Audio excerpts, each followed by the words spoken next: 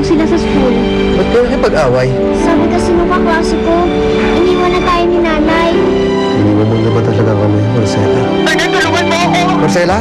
Ngayon, tapos na si Marcela. Isusunod na natin si Bernard.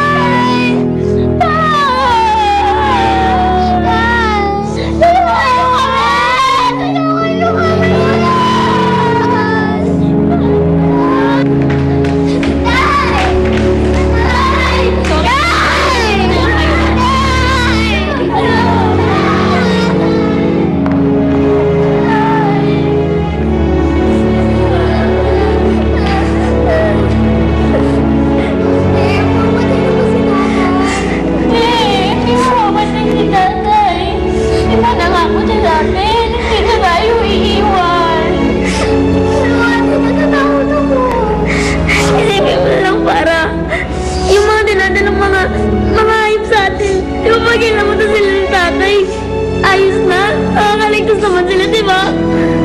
Dahil si Junix, makakaligtas si tatay.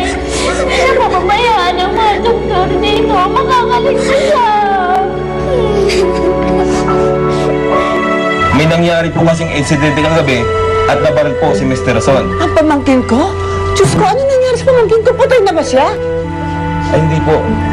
Critical po ang kondisyon niya ngayon sa ospital. Buhay pa siya? Bakit?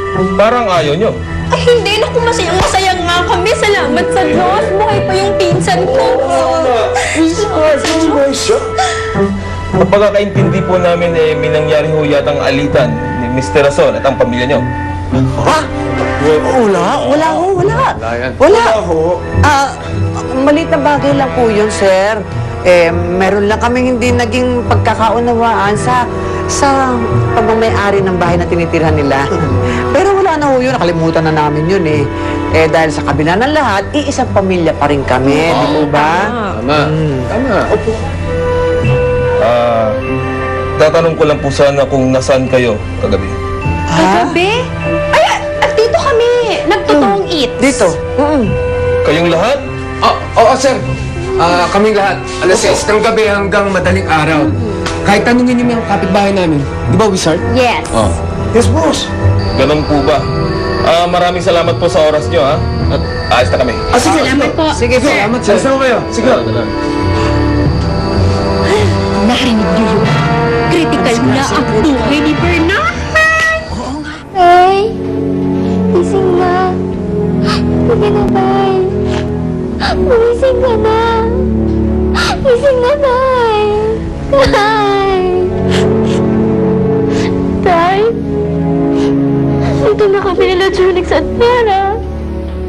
Naririnig mo ba ako, Tay? Nandito na kami. Hawak ko yung kamay mo.